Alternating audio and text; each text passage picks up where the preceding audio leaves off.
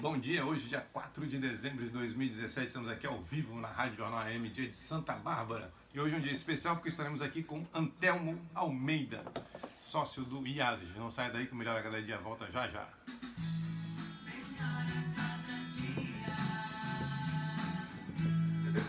Tudo bem, Murilão?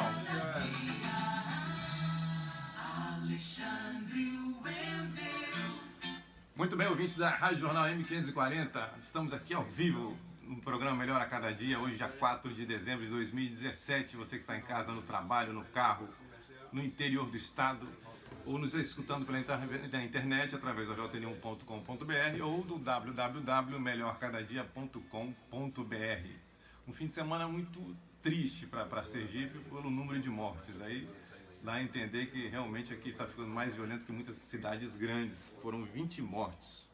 Vamos trazer um programa, vamos falar na próxima semana um pouco sobre segurança, para tentar entender o que está acontecendo com essa cidade que era tão calma e tão tranquila.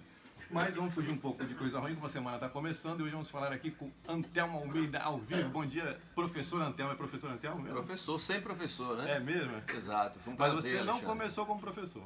Não. Eu comecei como representante comercial junto com meu pai. Seu pai ele era de Itabaiana? Ele trabalhava com o quê? Exatamente, ele é de Itabaiana, a família toda de Itabaiana, meus avós. Né, eles nasceram lá num bairrozinho chamado Gandu. Gandu? Né? Gandu, perto, bem pertinho de Itabaiana, né? E eles vieram para cá, meu pai ainda era jovem, e meu avô, juntamente com meus tios, eles tinham uma marinete, que era chamada os ônibus, né? Depois passou a ser ônibus, mas era marinete. E ficaram ricos com esse negócio de ônibus? Não ficaram ricos, mas viviam, dava para viver tranquilamente. Porque antigamente Aracaju vinha até ali, o centro da cidade, onde tinha a Iara, né? A famosa Iara antiga. Eu era pequeno, né? Meu avô e meu pai que falavam sobre essa Iara. Eu cheguei já no finzinho, né? Quando eu nasci, eu acho que comecei a frequentar já jovenzinho. O Iara tinha até uma sorveteria já no final, mas foi boate e tudo mais. E eles faziam justamente uma linha que vinha lá do 18 do Forte, né? E vinha até esse centro. Que era o ponto final. E que era o ponto final. E meus tios e meu pai, eles trabalhavam nessa marinete, trazendo a princípio. Eles trabalhavam nela também? Sim, meu avô que era o proprietário da marinete, e meus tios né, dirigiam. Meu pai, né, que é o mais velho de todos, e os dois tios logo em seguida, né, também trabalharam. Mas depois eles encerraram essa questão da marinete e meu avô, ele adquiriu um caminhão e ele era um mascate. Ele levava... O que é mascate? Para quem tá, muita gente que não sabe o que é mascate. Pronto, era uma pessoa que ele adquiria produtos como feijão, arroz, açúcar, pegava, colocava no caminhão e saía pelas bodegas, né, do interior afora, mas principalmente na Bahia, ia para Juazeiro, Auá e outras cidades da Bahia, vendendo naquelas bodeguinhas. Chegava e vendia e anotava no caderninho, né? Olha aí, daquela época anotava no caderninho e o cidadão ia pagando cada vez. Aquilo ali. Exatamente, era uma questão de honra, a questão do bigode, né? O cara disse, olha, o fio de bigode vale, é a minha palavra. E isso eu vivenciei, mesmo jovem, eu cheguei a viajar com meu pai e com meu avô várias vezes. Então, o mascate chegou a sair de Sergipe? Ou só no interior de Sergipe com o seu pai? Então, no interior da Bahia, principalmente no Bahia interior, também. sim, muitas cidades do interior da Bahia. E aí meu avô levava esses produtos, vendia e voltava com um caminhão cheio de outras mercadorias para entregar ou em Itabaiana ou mesmo aqui em Aracaju, na época do umbu. Então a gente adorava o umbu quando meu avô chegava na sexta-feira, porque ele trazia para os mercados esse umbu, ou trazia o que a gente chama de criação, que é o bode, o carneiro. Ele trazia e entregava às pessoas que vendiam, né, nos mercados ia centrais. Cheio e voltava cheio. Exatamente. Não voltava de mão abanando. Não poderia, porque senão tem um custo, né? Tem um custo de ida e de retorno. Então precisava realmente trazer mercadorias e isso foi feito durante muitos anos. Legal. Então eu estou reparando aí que seu pai e seu avô, tanto na marionete como eles participavam, dirigiam lá, então tem, como se diz, pegavam na alça do caixão. Exatamente. Depois, uma outra época, meu pai saiu, deixou de trabalhar com meu avô e ele foi trabalhar numa empresa de transportes Atlas, onde ele dirigia o caminhão levando mercadorias, principalmente para Paulo Afonso, na Chesf, né? E foi aí que surgiu a oportunidade dele se tornar representante comercial. porque meu pai sempre foi uma pessoa muito querida, e aí as pessoas da Chesf, que tinham um centro de abastecimento, disseram Almeida, porque ele é conhecido como Almeida, é José Alves de Almeida, mas todo mundo o conhece como Almeida. Então, Almeida, por que você não vê aqui uns produtos para a gente adquirir de você? E aí foi que começou essa história dele ser vendedor, representante comercial. E aí ele foi evoluindo e saiu da empresa de transporte Atlas e se manteve apenas com a empresa que é a J. Almeida Representações Limitada. E eu trabalhei durante um tempo justamente com o meu pai. E você então, você vai para o comércio, você vai mascate, depois vai trabalhar com seu pai no comércio. Você, de alguma maneira, tem essa veia comercial em você, de comprar e vender. Sim, e teve Isso vem do lado do seu avô já. Sim, já desde o meu avô. Você não quis ser engenheiro, médico, nada? Porque assim, geralmente, naquela época, né, um orgulho grande de um filho ser médico e engenheiro, você fica no comércio. Não, mas eu fiquei no comércio, mas a ideia do meu pai, o sonho do meu pai e da minha mãe era que eu fosse justamente médico. Era essa história dos antigos, né? Que o filho fosse ou médico ou se fosse um advogado. Né? E meu pai queria que eu fosse... Era doutor, né? O filho doutor, era doutor, o médico, o advogado era doutor. E eu cheguei a fazer o vestibular de medicina, mas não logrei êxito. Depois é que eu fiz economia, fui fazer economia, a princípio numa universidade particular, depois fui para a Universidade Federal de Sergipe. Mas aí comecei a ganhar dinheiro e acabei abandonando a economia, não me lembro qual foi o período, mas eu cheguei a cursar economia durante um bom tempo na Universidade Federal de Sergipe. Você foi trabalhar com o quê? Comércio também? Com comércio também, como representação comercial. Estava junto com meu pai. Você batia a perna para vender? Sim, mas já tinha clientes certos. Antigamente aqui tinha um supermercado chamado Paz Mendonça, que era uma rede. Né? Aqui a origem foi no interior de Sergipe, né? Com uma bodega do Mamed Paz Mendonça. E veio para cá, para Aracaju, e uma outra parte da família foi para a Bahia. Né? E surgiu o Bom Preço, por um lado da família, e o Paz Mendonça por outro. Então eu vendia lá. Vendia produtos lá que o meu pai representava. E em outros pequenos supermercados também. Mas eu também tive uma experiência com um padre meu, quer dizer, foi padrinho de casamento, do primeiro casamento, né? E eu fui trabalhar, meu pai me colocou para cobrir as férias de um filho desse amigo que foi compadre.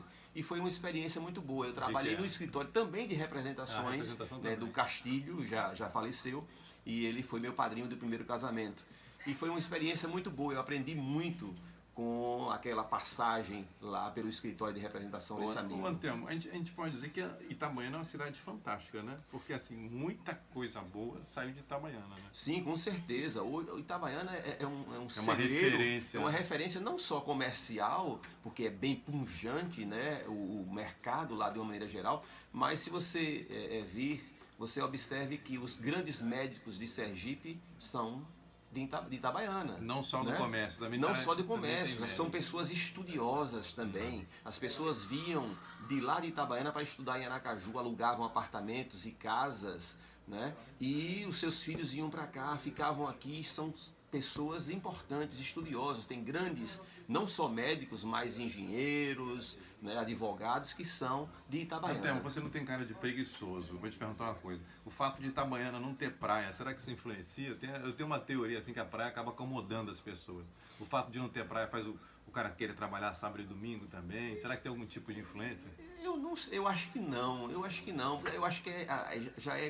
já é natural ali de Itabaiana as pessoas trabalharem para valer com muito afinco, com muita determinação. São pessoas do comércio que sabem lidar, gostam de ganhar dinheiro. Gostam de trabalhar, porque muita gente trabalha de domingo a domingo. Exatamente. Itabaiana é inédito, tem feira dia de quarta-feira e feira dia de sábado. E é uma feira gigantesca. Eu diria que é muito maior do que as feiras aqui locais. Quem não conhece Itabaiana, vá visitar a feira de Itabaiana. Recomendação de Antelmo.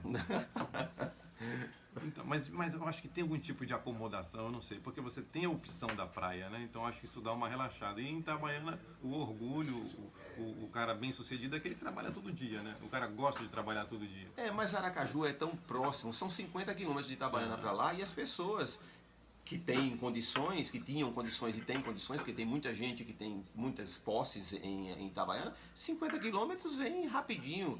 Pega um banho de praia e volta, né? Diferentemente de quem está no litoral, por exemplo, de São Paulo, você sai de São Paulo capital, para chegar em uma praia você vai andar e muito, né? E dependendo do trânsito, você vai demorar 4, 5 horas para chegar numa praia. Verdade. Né?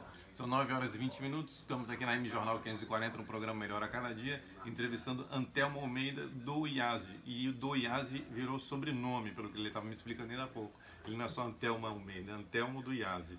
Antelmo, aí você está trabalhando com comércio e mesmo assim não faz a graduação, começa a ganhar dinheiro. E o que acontece em você para você ser tão inquieto assim, tá sempre buscando alguma coisa? O que tem de especial? Os jovens na tua época, todos eram assim? Não, o pessoal curtia também. Não, de forma nenhuma. E eu também curtia, mas não como o jovem de hoje curte, porque o jovem de hoje, os pais dão aquela condição melhor, né? Por exemplo, eu não tive a condição de estudar em uma escola particular, como os meus filhos tiveram. Morar no exterior? Né? Morar no exterior, fazer intercâmbio. Eu não tive essa oportunidade, porque meu pai trabalhava, nunca faltou nada na minha casa, mas era uma coisa mais simples, né? Era uma luta muito grande. E os filhos hoje, de uma maneira geral, eles têm tudo de mão beijada, né? Vamos dizer assim, entre aspas, estudam nas melhores escolas, têm as melhores opções. E quando a gente lá no passado não tinha, só as grandes famílias, as famílias com nomes sonoros, sobrenomes sonoros, né, que eram poucas aqui no estado de Sergipe, é que os filhos estudavam nas escolas particulares, que só tinha 2 ou 3, né, naquela época, na minha época, só tinha 2 ou 3. E as principais escolas eram escolas públicas, como o Colégio Ateneu, Colégio de Aplicação e outros, né, Tobias Barreto. Né, tinha escola normal, que era só de meninas, né, só para moças, onde minha mãe estudou numa época, né? Então era só isso que tinha. E hoje não, hoje as opções, a cidade cresceu bastante, né? Nós tínhamos lá, há 20 anos atrás, tínhamos 300 mil habitantes no máximo. Hoje temos 600 mil habitantes em Aracaju, dobrou, né? E aí as possibilidades são maiores, os problemas também, como você iniciou aqui falando sobre a criminalidade, aumentem muito, é triste, né? Mas Aracaju, né? Tem 20 pessoas no fim de semana, 3 um facado e o resto é muita coisa para cá. É incrível isso que está acontecendo. É um número de Rio de Janeiro. Mas é porque está faltando justamente uma expertise, né, nessa área de segurança pública. Não adianta só comprar armas ou municiar mais a polícia com armamentos. Não é só isso, tem que ter serviço de inteligência, na minha visão. Eu não sou especialista, não sou nada, sou professor, mas eu, como cidadão, eu observo que tem que ter inteligência, tem que ter ali para observar onde são esses nichos que tem uma maior criminalidade. Então vamos fazer o quê? Tem que ter essa inteligência para que se diminua esses índices que são horríveis, né, para um estado como Sergipe. Em cima do que você falou, eu estava indo para Aruana, aí passei no muro de um lugar que vai ser o shopping, não me interessa de quem é o terreno, mas tinha uma seta bem grande, aqui se rouba, cuidado. Ou seja, tem um quebra-mola e tem um buraco nesse muro de onde vai ser o shopping, que os bandidos ficam alocados ali, ou seja, todo mundo sabe que ali se rouba. Ou seja, a gente sabe, a polícia não sabe, né? Tem coisas que são engraçadas, assim, olha, na porta daquela escola sempre tem assalto, em tal lugar sempre tem assalto. Quer dizer, todo mundo sabe, mas a polícia não sabe. É isso que você está querendo dizer, né? Essa Exatamente. Inteligência popular, como é que a polícia não sabe? É tentar antever as coisas e, ao mesmo tempo, quando tem um exemplo, como você diz, como esse, deveria simplesmente, com uma ação simples, coloca lá um policiamento, coloca lá, né, para que faça uma rota mais ostensiva, e com certeza esses marginais, eles vão ou migrar, né, migrar para outro lugar, ou eles não vão sobreviver. Mas aí entra a inteligência de novo e você vai atrás. Exatamente, então falta um querer, né, vamos fazer para valer, vamos pensar aqui melhor, para que as coisas fluam também melhor no nosso estado. Pequeno estado, um estado que é do tamanho da Suíça, né, pequenininho, que dá para gerenciar. Dava para ser um bem. Principado de Mônaco pelo tamanho. Poxa, exatamente. Agora precisa de quê? De primeiro querer, né? Não simplesmente, eu quero ganhar, independente de quem seja o político, eu quero ganhar. Vamos fazer para valer. Vamos botar pessoas que têm conhecimento em cada área, porque aqui indica. O político indica o outro que é amigo também que é político. Não, eu acho que tem que ser a pessoa que tem a expertise naquela, exatamente, naquela área, porque aí a coisa vai fluir mais facilmente. Essa é a minha visão. Você falou várias vezes tem que querer, então eu estou pensando aqui, o pessoal de Itabaiana que sempre quer. Como é que a gente faz para a população jovem que está chegando querer, né? Então, pelo que eu vejo, a sua geração, você, esse pessoal todo do comércio, esses representantes, todos queriam. O que está faltando para a gente querer hoje em dia? As pessoas estão apáticas, as pessoas estão desmotivadas, né? As pessoas às vezes ganham alguma coisa, hoje em dia ganham até um ponto comercial, mas não querem, não é bem isso que eu queria não. Então também não sabem nem o que querem. O que está acontecendo hoje? Eu acho que essa nova geração, né, são as possibilidades que esses jovens têm, como eu disse a princípio. Então eles têm tudo mais facilmente do que a gente tinha lá atrás, não é? E se contentam com muito pouco de repente, né? E aí não querem evoluir, né? Se contentam com muito pouco e ficam ali e vão para as festas. Esses jovens querem ir muito para festas e tudo mais. A gente também ia para festa, mas não de forma tão intensiva. Tinha como mais eles fazem. Tinha. Eu ia para a festa, mas tinha que acordar às 7 horas para trabalhar, 8 horas estava no trabalho, né? Exatamente, arrumado e barbeado. Exatamente, ficava até 2 da manhã. E hoje esses você jovens falta, querem virar, né? Que chega às 7 da manhã. Falta o trabalho, falta o estudo. Não vou não, porque ontem eu fui pra Não, festa, porque ontem e tal. Tô cansado. Então, existia isso muito pouco. Então as pessoas eram mais aguerridas, né? Ia para a escola para valer, estudavam para valer, porque queria se destacar em qualquer o seu objetivo de vida. As pessoas se destacavam, buscavam sempre o melhor. Bacana. São 9 horas mais 25 minutos, estamos aqui ao vivo na Rádio Jornal M540, Rádio Mora, cobertura e audiência do Estado de Sergipe. Estamos aqui com o professor Antelmo Almeida. Antelmo, e aí tem um certo momento que você desperta para esse negócio de educação. Mas você não completou o nível superior, mas você era estudioso, você se dedicava ao estudo. O que despertou em você, principalmente o inglês? Olha, o inglês foi uma coincidência na vida, né? Na realidade, meus pais me colocaram para estudar em uma determinada escola. Eu acho que eu tinha 14 anos, 13 anos. E aí eu estudei durante o ano e disse ao meu pai, não quero mais não gostei não. E depois eu fui que pedi aos meus pais, me coloquem para estudar inglês. E daí, meu amigo, eu tive destaque, porque eu era o tipo de aluno que o professor estava na unidade 4, eu já estava na unidade 5. E naquela época não tinha as possibilidades que tem hoje, né? Os nossos alunos do IASES, quem estuda idiomas de uma maneira geral, hoje tem a televisão que você bota o idioma com legenda, sem legenda, né? Você tem a internet, tem várias possibilidades que você tem para praticar. E eu não tinha, ou era na sala de aula, ou eu comigo mesmo, né? Então eu ficava falando inglês comigo mesmo. E eu sempre me destaquei, porque estudava para valer, eu me antecipava, eu ia para o dicionário para estudar, fazia uma pergunta, o que é que você está planejando para as próximas férias? Aí tinha lá 1 ou 2 exemplos. Quando eu chegava na sala de aula, eu aparecia com 10 exemplos diferentes. E aí ia crescendo em termos de vocabulário e ia aprendendo muito mais.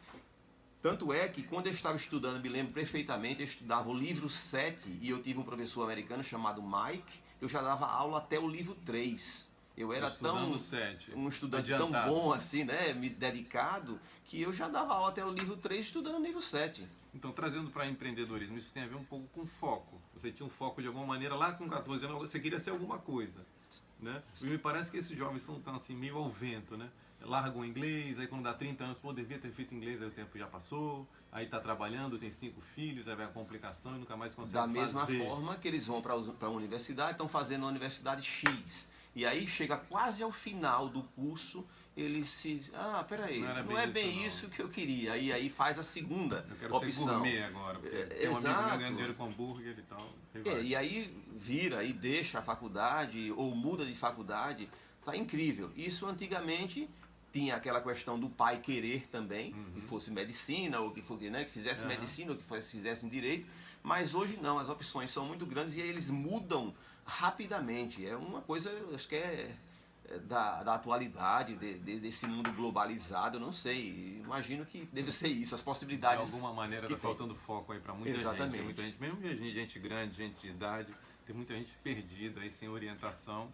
E começa a fazer, tem gente no quarta faculdade, né, sem terminar. E hoje os filhos ficam muito E sem trabalhar, né? Telmo. Assim, o cara está na 4ª faculdade, morando com os pais e sem trabalhar. Exatamente. Se ele estivesse trabalhando, ainda ia. Que é outra característica desses jovens. Antigamente a gente saía de casa. Com 18 anos já saía de casa, já estava trabalhando, já estava ajudando aos pais. Da sua vida. Hoje não. A gente vê relatos, né, em entrevistas e a gente vê nos jornais e em tudo mais, nas pesquisas, onde tem jovens jovens adultos, mais de 35 anos, e morando ainda com os pais, dependendo ainda muito dos pais. Eu vou fazer uma brincadeira, às vezes o pai fala assim, enquanto você estiver estudando, você fica aqui. Aí o cara faz o mestrado com 30 e poucos anos, aí depois vou fazer agora um doutorado, senão eu vou ter que sair de casa. Aí continua. E continua ali. Ele dá um jeito, com a comidinha da mãe e tudo mais, né? E vai ficando, às expensas justamente dos pais. Isso me faz pensar que talvez seja um pouco de insegurança, assim, uma das habilidades que os nossos jovens hoje não têm é essa estabilidade emocional, ou seja, segurança emocional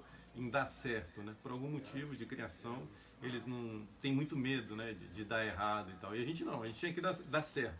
Quando eu saí da casa dos meus pais, eu tinha certeza que eu não podia voltar, né? Eu saí com 16 para 17, então eu tinha que dar certo. Eu acho que como você também, tinha que dar certo.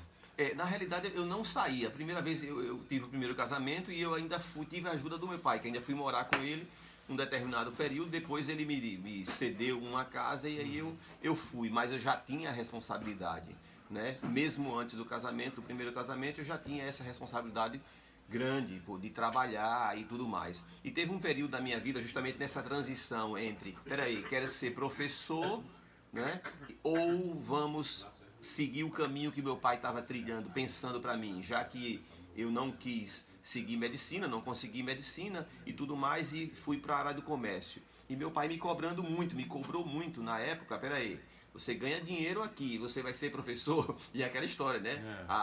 O IASES vai completar 34 anos, e eu dou aula desde 18 e eu tenho 56, né? Então já se vão aí 38 anos, né, nessa área. E o meu pai pressionava muito. Você não vai ganhar dinheiro como professor, então vamos continuar aqui. Você não vai ganhar dinheiro como uma pessoa normal.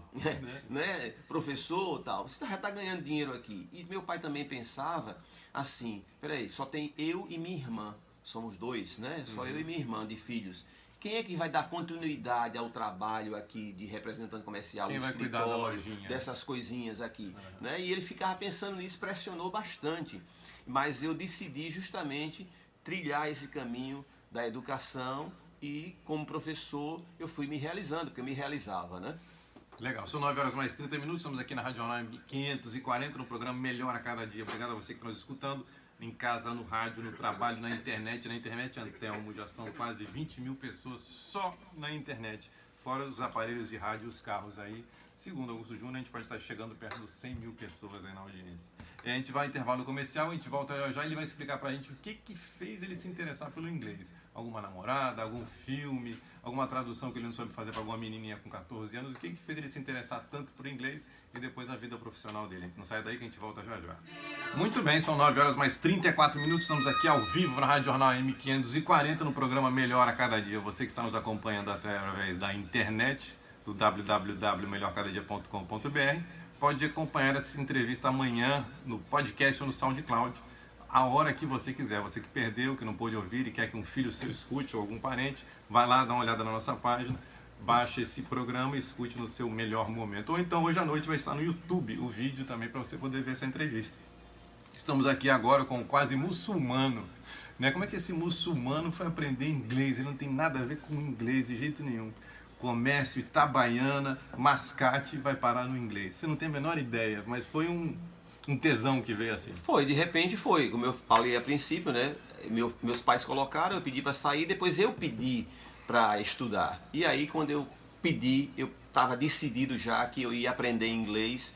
E foi surgindo a coisa, aprendendo e aprendendo cada vez mais. E o meu professor americano, Mike, indicou: Antelmo, venha dar aula, porque você é bom para isso. Quantos anos você tinha? Eu tinha 16 anos nessa época e eu já estava dando o livro 7, estudando o livro 7, eu dava aula até o livro 3 já. E essa confusão então, olha só, você está lá com emprego, está no comércio, digamos, ganha lá um salário, aí vai dar aula para ganhar mesmo salário, mesmo assim você vai? Vou sim, e fui, né? Fui porque gostava, comecei a me identificar com isso. Tanto é que a pressão era grande do meu pai, né? Porque eu ganhava muito mais dinheiro sendo representante comercial do que eu como professor. E tinha herança, né? Quer dizer, ser herança da lojinha. Exatamente, porque quem é que ia ficar com a lojinha, como você fala, né? Porque só tem eu de filho homem. Naquela época, o filho homem é que tinha que dar continuidade, né? E herdar do pai. E minha irmã não, minha irmã era para estudar, para casar, para ficar em casa, alguma coisa assim. Tem uma frustração em casa quando você decide isso? Houve por parte de meu pai, sim, né? Mas depois veio a satisfação, porque ele viu o progresso que eu tive. Mas depois de um tempo. Depois de um tempo. Aí surgiu, primeiro eu fui dar aula no Colégio Arquidiocesano, que era uma das principais escolas de Aracaju, e tinha o Colégio do Salvador, como escola particular, o Salesiano e o Arquidiocesano. E as demais eram todas estaduais ou municipais. Né? E eu fui dar aula no Arquidiocesano, levado justamente pelo professor, né? Pelo meu professor americano, e cheguei lá, o Monsenhor Carvalho gostou tanto do meu trabalho, que eu dava aula em uma escola de idiomas, né? E o professor, o nosso diretor, né, o Monsenhor Carvalho, me chamou e disse: Antelmo, eu quero que você saia dessa escola, que eu quero que você fique aqui só fixo pra gente, aqui do Arquidiocesano. E eu fiquei. Aí você larga o trabalho com seu pai... Não, eu ainda continuei. E como? Que horário você fazia? Fazia as duas coisas. Tinha os dias que eu dava aula, ministrava aula lá no Arquidiocesano. Quantos anos? Né? Eu tinha 18, aí eu já tinha 18 anos. De qualquer maneira, Antelmo, não é uma coisa comum. 18 anos você trabalhava pra cacete. Sim, trabalhava como representante comercial, fazia as vendas, né, ia para o supermercado, para as gôndolas, para ver se o produto estava lá bem exposto ou não. E se precisasse, eu ia lá e colocava o produto na gôndola. Comigo não tinha história, eu ia para fazer. O que eu quero passar para quem está começando agora, porque muita gente ouve assim: eu tenho um emprego, mas eu vou largar para montar um negócio para ficar rico, né? Não, se eu montar um negócio eu vou ficar rico. Tem um imaginário que você é empresário, fica rico, e de que ser empresário é mole, né? Você deu duro. Lê do engano das pessoas. As pessoas acham que é fácil. Ser empresário hoje, principalmente num país como o nosso, é muito difícil, precisa muita dedicação, você precisa ser diferente dos concorrentes, porque senão você vai ser mais um, e ser mais um não adianta nada, e você vai ficar estagnado. Né? Então eu procurei ser diferente, por isso que o IASES de Aracaju, né? A gente vai falar um pouco sobre a história do IASES de Aracaju, mas já pulando, fazendo um gap aí, né? O IASES de Aracaju se tornar no país, numa cidade como Aracaju, pequena, se tornar referência para o Brasil. Hoje o IASES de Aracaju tem a maior sede e é a maior escola da rede IASES do Brasil. Num estado como Sergipe, menor estado da federação. Então isso é muito trabalho, muita dedicação, e que não é só minha. Eu simplesmente sou o capitão, sou eu que comando, mas eu tenho uma equipe, e eu agradeço sempre aos que passaram, e aos que estão, e os que ainda virão. Olha, né? A gente gosta de dizer assim, em 89 eu fui chamado para ser gerente de marketing de G. Barbosa, terminei na agência de propaganda dele com o Daniel do Vale. O tal do Noel Barbosa, 7 horas da manhã, estava na Francisco Porto abrindo. Isso era uma referência. Quer encontrar o Noel Barbosa? 7 horas da manhã ele está lá. Ele podia estar confortavelmente em qualquer canto. E com relação a IASES, todo mundo fala, ele está sempre na porta vendo os alunos chegar e sair. Né? Você administra, toma conta, vai lá para fora, você está olhando tudo. Tudo, eu olho tudo, claro. Não estou falando isso para te puxar o seu saco, não. Estou falando isso para quê? Para dizer também que, assim, nada vem sem muito sofrimento, sem muito trabalho. Sim, claro, tem que ser dedicação, trabalho, o olho do dono, aquela velha máxima que era dita pelo meu avô, ou pelo bisavô, tataravô, como se dizia. O olho do dono é que engorda o boi, né? Os bois. E eu tô lá sempre, né, vendo uma coisa, conversando com o pai, conversando com o aluno, vendo os meus colaboradores, vendo as falhas, porque a gente trabalha com ser humano. Você pega a reclamação e se adapta e corrige. Tudo, claro. Eu adoro quando um pai, agradeço muito quando um pai vem fazer uma observação que foi de uma coisa que a gente estava... Um defeito. Isso eu agradeço, porque se a pessoa não viesse dizer, olha, isso aconteceu, eu não poderia intervir. Então né? Você também é o ouvidor do IASES. Sim, né? Sim. I'm everything, eu sou tudo do IASES, na realidade. Estou observando tudo, mas eu tenho por detrás uma equipe maravilhosa. Seja do porteiro, eu digo sempre que o porteiro, o vigia ou o professor, para mim não tem diferença. Eles são todos iguais a mim, que sou o dono daquela franquia. Né? Todos são importantes na sua função. Então eu sempre, quando eu vou contratar alguém, eu digo, meu amigo, se você vai ser um porteiro, eu quero que você seja o melhor porteiro, o cara mais cordial, o cara que veja todas as nuances, todos os detalhes, para que você exerça essa função de porteiro, que é muito importante, da sua melhor maneira possível. Da mesma forma, um professor, ele tem que preparar a aula, ele tem que cuidar do aluno individualmente, ou seja, ele tem que tem que fazer com amor, independente do que pronta, seja. Né? Exatamente. Aquela aula pronta, a prova pronta e tal, que ele nem se preocupa em construir uma prova. tudo para abacaxizinho, só para ser Não, mais não, rápido, não, não. mais E fácil? principalmente num tipo de abordagem, que é a abordagem comunicativa, que o IASG se utiliza. O que é isso? É você trabalhar a parte de ouvir e entender, de falar, prioritariamente essas duas habilidades, que a gente chama de habilidades, que é o mais difícil para o aluno, ele entender e falar, porque tem gente que nunca estudou o idioma e pega um texto e consegue até entender o sentido geral do texto, né? E escrever também, é mais fácil. Mas ouvir, entender e se comunicar é que é o mais difícil para o aluno. Você fala um número aí, 2%. Sim, 2% da população brasileira hoje é que domina fluentemente o idioma inglês. Né? Um idioma que é universal. Vamos para a Europa e né? Estados Unidos, as pessoas falam 2, 3 idiomas facilmente. Facilmente, porque estudam nas escolas, as fronteiras, né, também são bem curtas, né? Não tem muita distância. Claro, tem alguns países gigantes, como a Rússia, né? São gigantes, mas as fronteiras ali são bem próximas e a facilidade... Mas tem hora de brincar, tem hora de estudar, tem hora de trabalhar, as coisas são bem divididas, né? Sim. Não é só brincar ou... Sim. E a coisa funciona, né? Funciona de fato. Na Europa as pessoas falam 2, 3 idiomas. O francês fala o inglês e fala o espanhol. Claro que eles são muito barristas e querem né, falar muito francês. Tem a questão com a Inglaterra, a Guerra dos 100 Anos e tudo mais, que aí existia aquela rixa até hoje, né?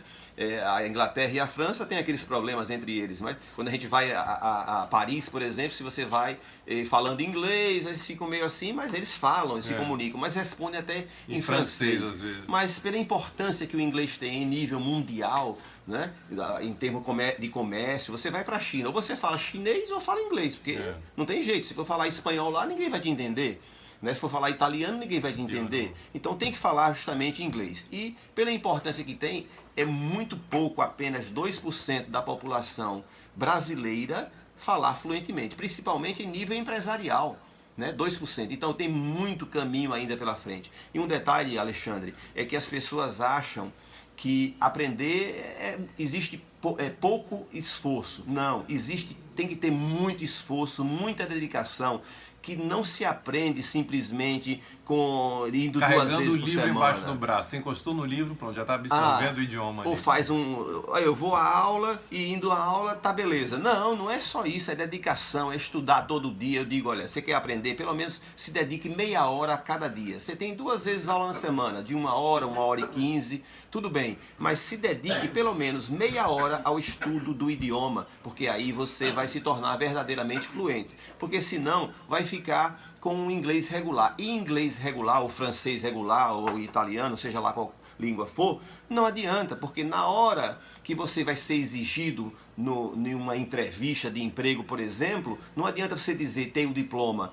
Eu fiz e tenho aqui o diploma. O diploma e nada neste aspecto é a mesma coisa. O que vale é você comprovar verdadeiramente que você é fluente em uma entrevista. Não tem blá blá blá. Não tem, as pessoas dizem, eu viajo e chego lá, eu consigo me comunicar, eu consigo comer. Aí é uma coisa. Aí quando você vai assistir uma peça teatral, você não entende nada. Então isso também não adianta. Dizia que levava $100 em qualquer lugar do mundo, com $100 ela falava qualquer idioma. Isso é, entre aspas, desculpa a expressão, balela. É engraçado, até entendeu? porque ela era engraçada. A gente estava falando aqui ainda há pouco do pé da bailarina, que é um videozinho que tem lá do Karnal. Ele tem uma bailarina em pé, um pé com a sapatilha, que todo mundo fala que é lindo, olha como é que ela dança e tal, mas quando você tira a sapatilha, o outro pé é tudo arrebentado, ou seja, o esforço que aquela menina teve para chegar onde chegou. Né? Então, o Karnal tem facilidade, ele fala 4, 5 idiomas, para ele é fácil. Não é, né? Ele fala de forma alguma. De jeito nenhum. Quanto show de calcinha preta que ele perdeu, quanto show de Ivete Sangalo ele perdeu, quantos fins de semana ele perdeu, quanto feriado ele perdeu. Nesse vídeo dele, eu já tive a oportunidade de assistir, que ele é fantástico, né? Uma fonte de aprendizado muito grande. Ele dizia, olha, eu trabalhava e nas férias eu pegava, comprava uma passagem e fazia uma inscrição em um curso, ia aos Estados Unidos ou à Inglaterra e fazia curso de idiomas. Né? Eu ia à França e fazia francês, ia à Alemanha e fazia alemão. Isso nas férias, ou seja, dedicação. Ao invés de estar desfrutando, praia, e obviamente ele desfrutava um pouco também, mas ele se dedicava a um objetivo, que era aprender idiomas. E ele fala 4, 5 idiomas fluentemente. Ou seja, é esforço. O caso da bailarina. Ninguém vai se tornar uma Ana Botafogo simplesmente indo 2 vezes, né, e fazendo o treinamento, né, aquela coisa toda. É esforço de chegar a quase sangrar uma bailarina, de chegar a sangrar o pé, né, e se tornar um ícone, né, ou uma grande bailarina. Então, tudo isso é na nossa vida. Independente do que você queira fazer, você primeiro tem que fazer com amor e fazer com dedicação, muito empenho, e deixando de fazer outras coisas que são muito boas para você em um momento, quem sabe, simplesmente... Né? Deixar de fazer por um tempo para fazer mais na frente, né? Às vezes você dá alguns passos atrás para ganhar 10 na frente, e isso muita gente não tem essa percepção e não faz isso, e aí o sucesso não vem e ficam a se lamentar. 9h mais 46, estamos aqui ao vivo na Rádio Jornal AM 540 com o professor Antelmo Almeida. Quantas pessoas, Antelmo, estão hoje, segunda-feira, chegando no trabalho, essa hora agora, tá assim, que saco, hein? Mais uma semana. Estão ali cumprindo um ritual do trabalho, né? E de repente essa pessoa daqui a um tempo vai ficar desempregada e não sabe por quê. Mas eu vinha para o trabalho normalmente, tá? Ficava ali jogando paciência, ficava ali batendo papo, vendo o que comprar e não tendo um envolvimento, como você fala, o amor por aquilo que faz. Olha, se você está numa profissão que você não gosta, que você não tem amor àquilo que faz, caia fora, busque outra coisa. Principalmente os jovens. Os jovens hoje sabem disso, só vão trabalhar onde ele tem prazer. Mas tenha prazer no que faz, que isso é uma grande diferença, não é isso? Isso é fundamental, eu digo que é fundamental. Não adianta. Você imagina um médico, né? Se formou e tal, e ele não tem o amor pela profissão que ele faz. Ele vai causar... Vai rasgar você todinho. Entendeu? E é um problema, né? É uma dificuldade grande que alguém pode passar por conta de um médico que não tem o amor pelo que ele faz. Ou um advogado, ele não vai se esmerar naquele processo, vamos dizer assim, e aí de repente aquele cliente vai perder uma causa por conta de uma incompetência, entre aspas, ou uma falta de dedicação do profissional, seja ele qual for. Então eu digo sempre, né, quer fazer alguma coisa, faça com amor e dedicação e com empenho, porque não adianta só amor, é amor e dedicação, né? Vá em frente, vá, tente se tornar diferente, não adianta ser mais um, porque médico tem muito, agora médico é diferente. Da mesma forma que locais, existem supermercados e supermercados. Verdade. Existem escolas de idiomas e escolas de idiomas, como tudo na vida. Existem profissionais de comunicação e profissionais de comunicação. Tem gente enganando por aí, vamos lá. Olha, Antelmo, aí você chegou a ter quantos alunos? Nós já chegamos a ter 2.300 alunos. Fazendo inveja pro show aí, cuidado.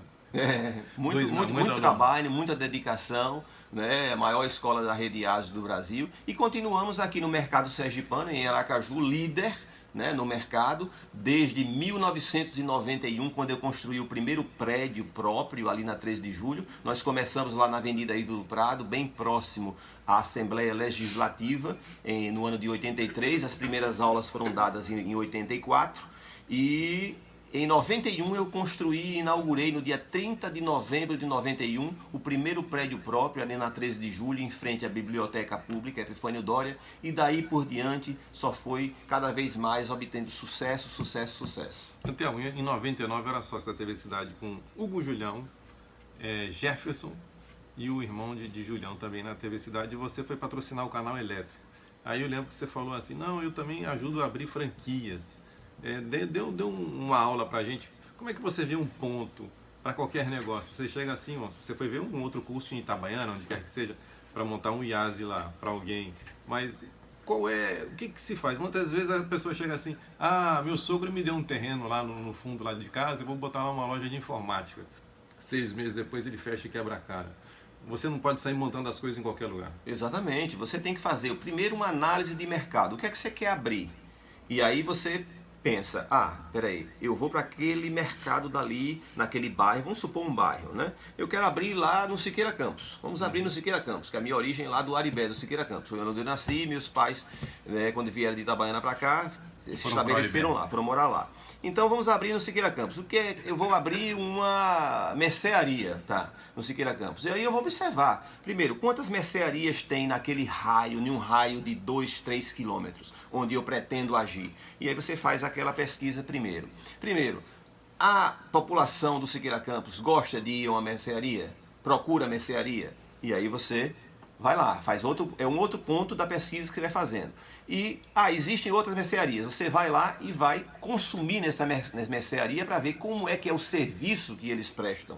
E, obviamente, para chegar e ver onde são os pontos fortes e os pontos fracos desse concorrente seu.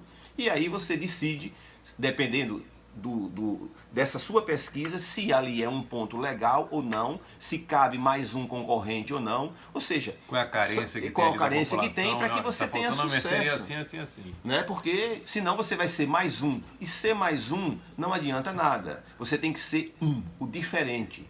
Não adianta ter uma escola de idiomas e ter, eu vou ser apenas mais uma escola de idiomas. Não, você tem que ser a referência. Você tem que ser campeão. Você tem que ser campeão, tem que ser o melhor. Você tem que ter credibilidade para chegar e todo mundo levar. Primeiro, eu vou escolher para meu filho estudar um idioma.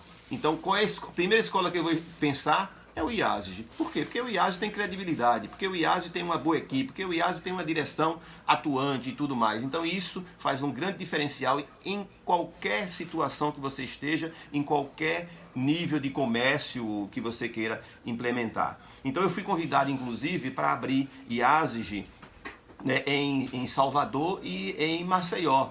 Né? E eu não quis, mas eu ajudei a outros franqueados a abrir.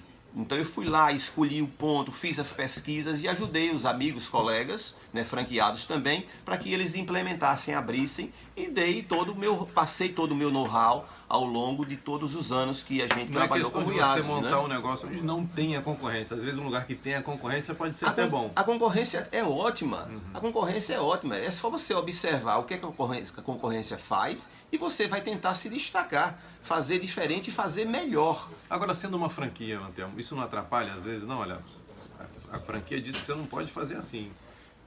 Não, eu acho que a franquia ela facilita bastante. Claro que você fica um pouco engessado até um certo ponto, né? Mas você tem toda a expertise ao longo de anos, né, de estudos para que foram montada aquela franquia. Então você já sai levando vantagem. Entre ter uma franquia e não ter uma franquia, é melhor você ter uma franquia. Por quê? Porque existe todo esse estudo que foi feito, tem todo um efeito guarda-chuva, eu diria assim, né? Tem o guarda-chuva que é da franqueadora e você ali tem todos os insumos, todos os ensinamentos, vamos dizer assim, de forma fácil. Você não vai arriscar muito, você já tem tudo pronto, é só você seguir aquela receita de bolo e obviamente colocar o seu tempero, o tempero local, porque eu não posso dizer que uma escola de Porto Alegre age da mesma forma que a de Fortaleza ou de Aracaju, e é uma franquia. Olha, eu fui no Bob's, eu vou dizer o lugar, eu fui no Bob's no aeroporto de Maceió, isso tem alguns anos. E a moça falou assim, espera um instantinho que o rapaz foi no Jean Barbosa pegar o pão e a carne. Isso lá no aeroporto de Maceió. Ali nem Maceió, ali é Rio Largo. O franqueado, ele estava dando um jeito dele fora das normas da franquia, né? Arrebenta com a marca também.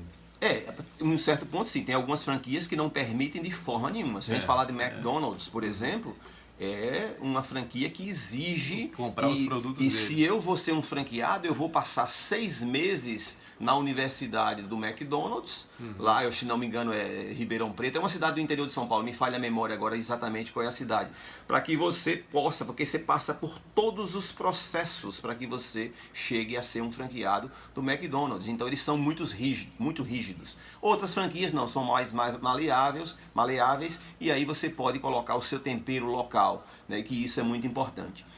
Eu passei, pela importância do IASG de Aracaju, eu passei por vários momentos da franquia IASG, tanto é que até hoje eu sou membro do Conselho Nacional de Franqueados, eu também já passei e ainda sou, né, integrante do Conselho Nacional de Marketing do IASG, pela importância que o IASG Aracaju adquiriu em nível Brasil, né, de chegar a ser maior. Então a gente participa e contribui da melhor maneira possível para a franquia. Tanto é que a gente vem ganhando ao longo de vários anos aí como melhor franquia do Brasil, fruto do trabalho meu e da nossa equipe, né? Porque sem equipe não adianta nada. Antelmo sozinho não adianta. São 9 horas mais 55 minutos, estamos aqui na Rádio Jornal AM 540, no programa Melhor a Cada Dia com o Antelmo. O tempo voa, Antelmo. O que tem de novo aí na sua vida? Só inglês, mais coisa que você fez aí? Eu sou sempre dinâmico, né? Então a família, quando eu casei pela segunda vez, né? Nós temos, casei com a Regina, e Regina nasceu dentro de boutique, né? Meus sogros, né? Seu Raimundo e Dona Cecília tiveram boutiques, e quando eu casei, logo um ano depois, abri uma boutique junto com minha esposa, que hoje, até hoje, né? Tá lá, Granfinas, só que hoje a administração são das minhas duas filhas com Regina, né? A Carolina Mangieri de Almeida e a Brenda Mangieri de Almeida. Então elas hoje estão à frente. E em 2005, quando eu construí o segundo prédio próprio, que foi lá nos Jardins do IASE, já planejei ter uma lojinha. E essa lojinha virou papel cortado. E hoje nós temos 2 lojas papel cortado, onde vendemos vários produtos, dentre eles a Kipling, que é uma franquia belga, né? Produtos belga de alta qualidade.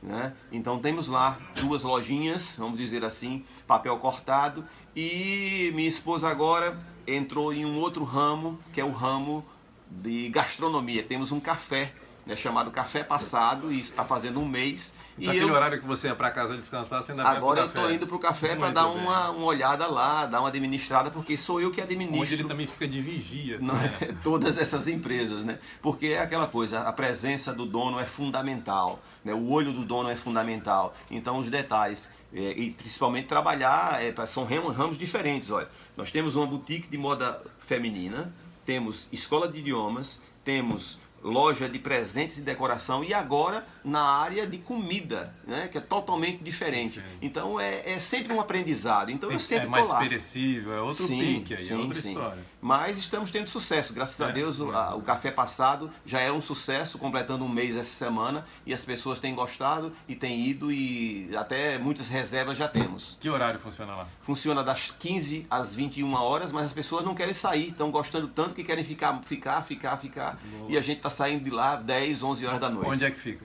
Fica ali no Salgado Filho, né, na rua Joventina Alves, próximo a Granfinas, e é no mesmo prédio onde está Papel Cortado Salgado Filho. Ele tem uma quadra inteira, então, a quadra só dele, é quase um shopping. Ali, você for rodando ali, é dele.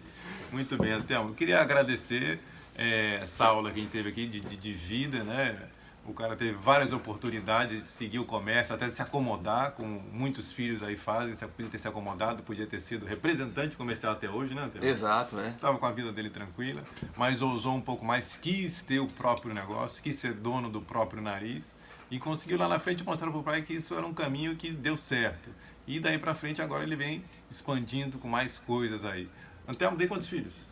Tenho 4 filhos, uma do primeiro casamento, que já tenho 2 netinhas, e mais 3 com Regina. Ah, tu já é avô, é? Já sou avô. Tu é velho E mesmo. 2 gatinhas lindas, uma com 7 anos e outra com 3 anos. Legal, bacana. Bem, eu queria agradecer, queria suas considerações finais, foi muito legal estar aqui. Eu acho que a ideia do programa, Antelmo, Melhor a Cada Dia, é passar palavras de otimismo, né, de que existe possibilidade do país dar certo, tem gente que deu certo, tem coisas boas acontecendo na internet, não tem só coisas ruins. A gente fica com a ideia que só existe violência, que tudo está errado, que o Brasil está sendo vendido, que não sobra nada, mas tem coisa dando certo. Com todas as dificuldades, né? Legislação, por exemplo, mensalmente, toda hora tem uma portaria nova, tudo muda, é uma confusão, como você falou, ser empresário, mas tem coisa aí dando certo, tem coisa acontecendo. Sim, com certeza. Esse país é um país muito rico, um país que possibilita a quem realmente quer empreender, né, muitas possibilidades, né? Então é você se dedicar, e é aquilo que eu digo sempre, você tem que fazer com amor. E tem uma coisa em inglês que diz assim, it could be better. Isso traduzindo quer dizer, se eu faço bem, eu posso fazer muito melhor, pode ser muito melhor. Então se você que está me ouvindo, que está abrindo o seu negócio, faça o seu negócio, fazer com que esteja primeiro dentro do negócio, faça com amor, muita dedicação, e você vai ter sucesso. Né? Apesar de todas essas coisas que acontecem no Brasil, o Brasil é viável, vamos confiar no Brasil. Agora vamos fazer a diferença, porque cada um de nós, juntando um com o outro, é que vai fazer a diferença nesse país. E aproveitando que nós estamos no mês de dezembro, é um mês muito especial, de Natal, de Ano Novo, já gostaria de felicitar a todos, desejar um Feliz Natal, com muito amor, muita luz, muita paz, e quiçá, que 2018 seja um ano diferente para todos nós, com mais saúde, com mais com mais educação e principalmente segurança. A gente precisa de segurança. E que os nossos políticos pensem verdadeiramente, não só da boca para fora, na população, né? Para que a gente tenha um 2018 muito melhor, um país muito melhor, com mais segurança e mais tudo. E que Deus abençoe a todos nós. Muito bem, tivemos a aula com Antelmo Almeida, proprietário do IASE, rede de café, lojas, tudo aqui no estado de Sergipe, o menor estado do país, onde tem o maior curso de inglês do estado de Sergipe, que é o IASE. Ele logrou êxito com muito esforço, trabalho e dedicação, mostrando para todos nós que é possível sim fazer a diferença desde que você tenha amor, carinho e dedicação a tudo aquilo que você faz. Amanhã estaremos aqui de volta às 9 horas da manhã com o programa Melhor a Cada Dia. Muito obrigado e até amanhã.